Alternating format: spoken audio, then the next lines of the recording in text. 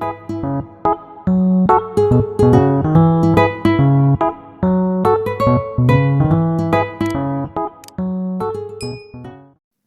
teman-teman, gimana kabarnya? Semoga kalian dalam keadaan sehat dimanapun kalian berada ya. Selamat datang kembali di channel ini. Ini adalah channel yang aku buat untuk curhat aku, biar kita bisa ngobrol santai aja. Semoga kita bisa mengambil hikmah dari apa yang kita obrolkan gitu hari ini. Semoga juga bisa mendekatkan kita kepada Allah ya. Ya, hari ini aku pengen ngobrol sama kamu. Aku tuh sebenarnya capek ya teman-teman. Aku tuh dalam keadaan yang gimana ya, udah nggak mau lagi hidup lah ya. Maksudnya tuh hidup di dunia tuh capek banget. Kamu ngerasa nggak sih gitu? Terus tiba-tiba udah kehilangan aja deh sama hal apapun gitu. Aku tuh udah nggak tertarik lagi sama hal-hal yang aku suka dulu gitu. Memang sebelumnya aku sempat ada riwayat depresi ya. Terus kemudian aku sempat udah mulai sembuh, udah mulai bangkit lagi, mulai produktif lagi waktu itu. Kemudian dapat insiden ya, orang tua aku dua-duanya meninggal. Itu juga dalam keadaan yang aku sempet ngurusin sampai benar-benar mereka nggak ada. Itu sedih banget. Akhirnya aku jadi hilang arah juga gitu. Dan jujur, bahkan ketika rasa capek itu muncul, bener-bener rasanya tuh pengen pulang aja gitu. Pulang dalam arti tanda kutip ya, pulang bukan pulang ke rumah, tapi kayak ya Allah aku udah capek nih gitu, aku pengen pulang gitu. Aku nggak mau tinggal di sini lebih lama lagi, rasanya tuh capek deh di dunia gitu. Dengan hiruk pikuknya, dengan segala glamornya yang menipu gitu, segala keindahannya yang menipu, aku tuh capek gitu melihatnya gitu. Walaupun aku sih nggak merasakan, tapi ketika aku scroll-scroll media sosial ya, orang satu sama lain saling berlomba-lomba untuk apa ya, pamer, untuk bikin berita-berita yang belum tentu kebenarannya, yang suka share-share berita hoax misalnya, gosip-gosip, atau bikin konten-konten yang ya joget-joget misalnya, buka aurat.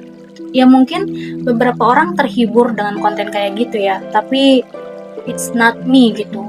Aku nggak terhibur dengan seperti itu. Aku malah jadi sebel tau nggak kalau lihat media sosial itu, apalagi di aplikasi item itu bener-bener rasanya tuh apa ya, kayak kayak nggak ada hal lain apa yang bisa dibicarakan gitu selain kita nggak bicarain hidup orang lain, selain kita nggak bicarain apa ya, berita selebriti influencer yang lagi ramai-ramainya gitu.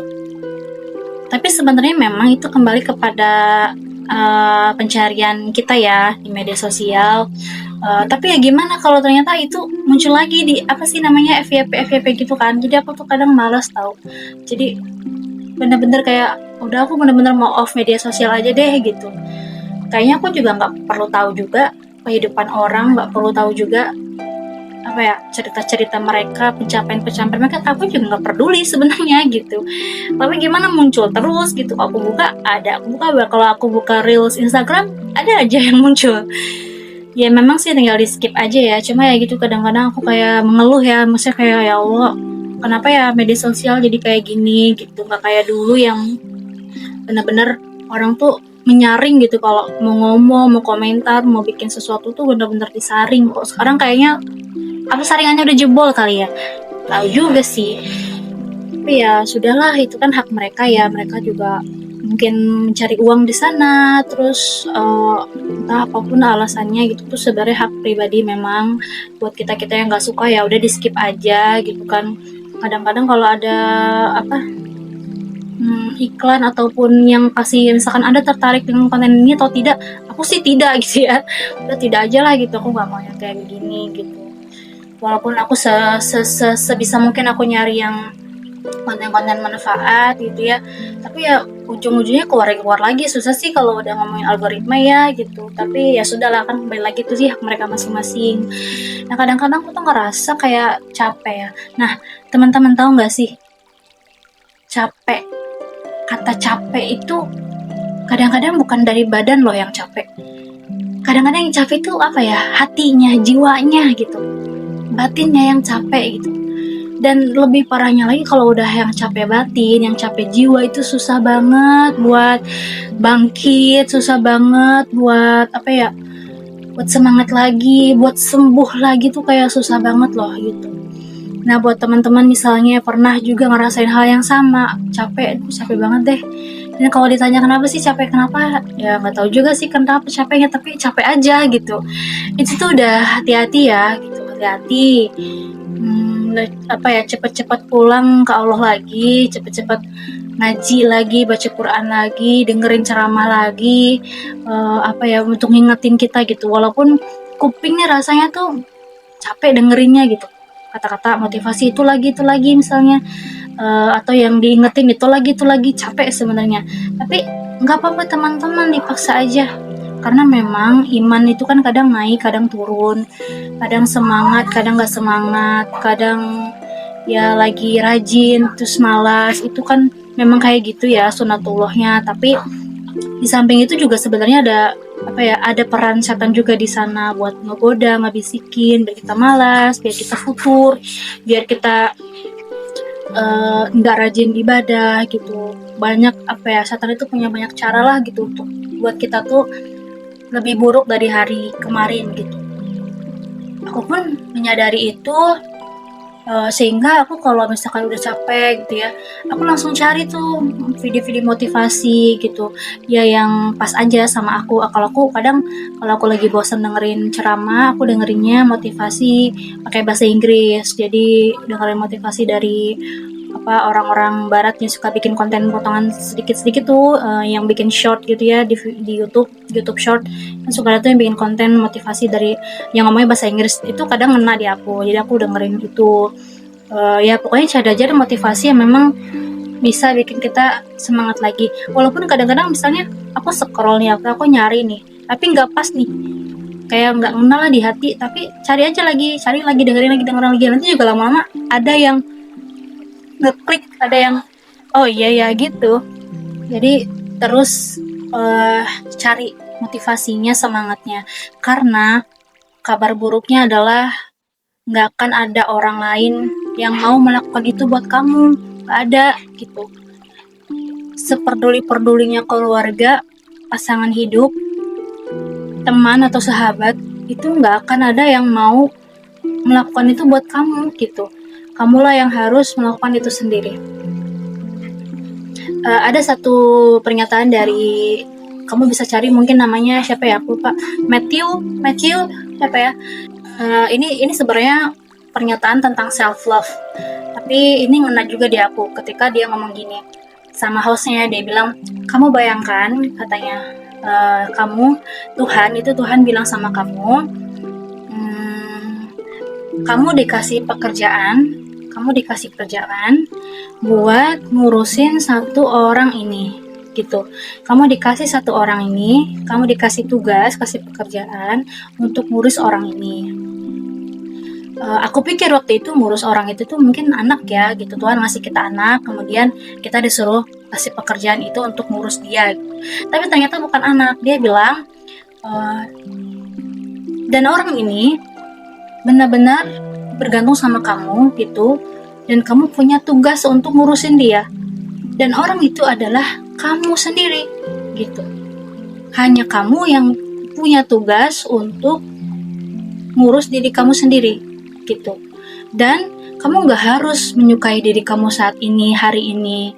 Kamu gak harus menyayangi diri kamu saat ini, hari ini, karena mencintai diri sendiri atau self love itu katanya bukan sebuah perasaan, tapi itu adalah pekerjaan. Jadi mencintai diri kita itu sebuah pekerjaan, sebuah tugas yang Tuhan kasih buat kita gitu. Jadi seolah-olah tuh si orang ini, Matthew ini bilang, coba dibayangin gitu, Allah itu, Tuhan itu kasih seseorang gitu, kamu, bernama kamu gitu ya, dan kamu harus ngurus orang ini gitu. Dan ngurus orang ini bukan perasaan, tapi tugas. Nah, aku menyambungkannya dengan agama itu adalah, oh iya, Allah tuh menitipkan tubuh ini ke kita gitu ya, tubuh ini untuk apa sih gitu, untuk diurus sama kita, dari mulai kesehatan dijaga, kemudian amal, yang penting amal dijaga, tangan ini dijaga, mata, semua anggota tubuh kita jaga daripada melakukan maksiat, dosa gitu ya, kita jaga diri gitu ya. Terus Allah menitipkan badan ini, kedua tangan ini untuk apa sih? Untuk membantu, misalnya membantu orang, gunakan untuk hal-hal yang baik gitu kan, jangan gunakan untuk hal-hal yang buruk. Mata digunakan melihat yang baik, jangan melihat yang buruk gitu ya. Kemudian berkata yang baik, jangan berkata yang buruk. Itu tuh sebenarnya ngena di akunya kayak gitu ya teman-teman. Walaupun mungkin pernyataan dia adalah tentang self love, mencintai diri sendiri, tapi ketika mendengarkan itu aku membayangkannya ya, oh ya Allah tuh nitipin ini loh gitu. Ternyata badanku sendiri aja bukan punya aku teman-teman gitu. Badan kita ini bukan punya kita gitu. Sewaktu-waktu yang punya akan minta, akan dikembalikan, akan apa ya, ini tuh bukan punya kita gitu. Jadi rasanya ketika kita melakukan sesuatu yang semena-mena sama tubuh kita, itu zalim ke diri sendiri gitu. Itu adalah kejahatan yang kita lakukan kepada diri sendiri gitu. Begitupun ketika kita merasa capek, aduh capek banget gitu ya, terus gak punya energi, apalagi kalau misalkan kita gunakan untuk hal-hal yang baik, itu tuh sejatinya malah merusak diri kita sendiri gitu. Nah makanya satu-satunya penolong adalah diri kita sendiri gitu. Kalau misalkan kamu lagi capek, lagi apa ya, capek lah gitu, gimana ya ngebahasainnya, pokoknya capek itu bukan capek badan, tapi capek pikiran, capek hati gitu ya.